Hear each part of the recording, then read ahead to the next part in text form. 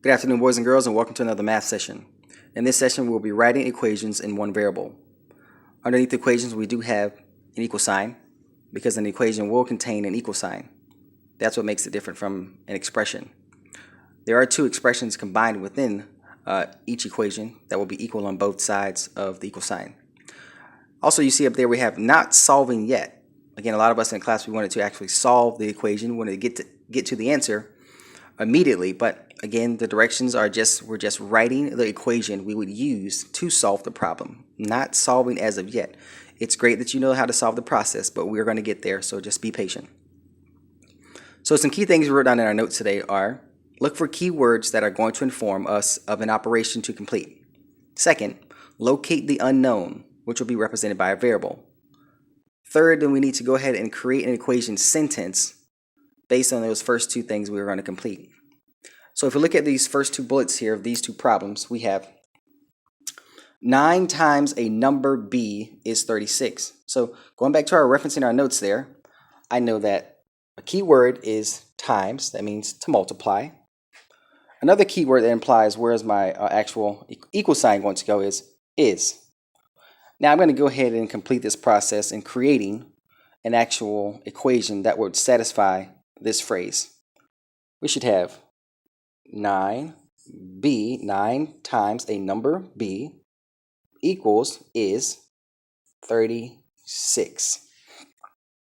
Now you just check and see if that actually satisfies. Is 9 being multiplied by a number b? Yes. And does it equal 36? Yes, my equation is set up correctly based on the phrase that is given. Second phrase we have 5 is 1/4 of a number c. Again, key word here is informs us of an equal sign. 1/4 is a fraction of, this is important here, of is going to inform us of a multiplication again as our operation of a number c. So let's go ahead and compute this. We should have 5 is, which is an equal sign, 1/4 as a fraction, 1/4 of a number c. Of a number c. Now you just look at this again. Does 5 equal 1/4 of a number c, which is times c? Yes, we have this. They're compatible. So your actual equation needs to be compatible with actually the phrase. You just go back and you just ask yourself, does this go with this phrase? And in this case, yes, it does. All right, next two concepts we have here. We have a perimeter of 16 inches within this triangle. All sides are equal within this triangle.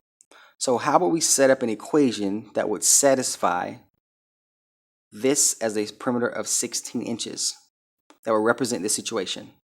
Well, if they're all equal, we have 3 x's. So our equation should be 3x equals 16. That'll be 16 inches. So this would satisfy the equation that could represent this problem and having a triangle with a perimeter of 16 inches. We just combine x plus x plus x because perimeter is addition. If we need to combine like terms, so x plus x plus x is the same thing as 3x. When you again think about combining like terms, 3x equals 16. That would find the length of each side of that triangle. That's what we would utilize to find. All right, last thing we have is the word problem. This word problem states, again, we look for keywords, information, look for a total, and also look for an equal sign where we're going to create the equal sign. Word problem is as reads: students and faculty raised $6,142 for band uniforms. The faculty raised $1,780. Write an equation you can use to find the amount A raised by the students.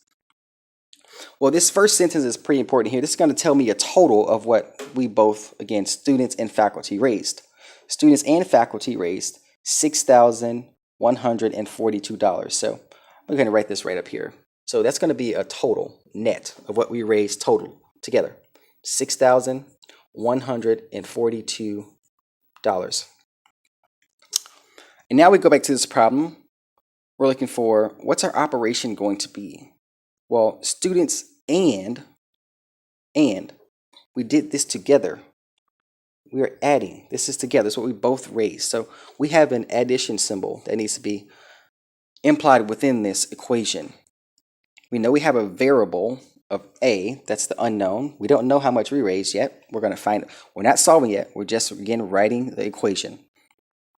And also we have this number here that informs how much the actual faculty raised itself. The faculty raised $1,780. Write an equation you can use to find the amount A raised by the students. Well, the faculty raised $1,780. We did this together. We don't know our actual money. We're not finding it out right now. We're going to locate that later on, but not in this lesson right now. So we're going to represent our unknown as A. And this is the actual equation we would use to find out how much the students raised opposed to the faculty. You have addition because when you add both of your actual quantities, you should get a total outcome of $6,142 combined net worth together. I hope this really did help you all. Again, if you have any questions during tomorrow's math lesson, please ask and we will proceed with any misconceptions or discrepancies we have within the homework. You guys have a great night. See you. Bye.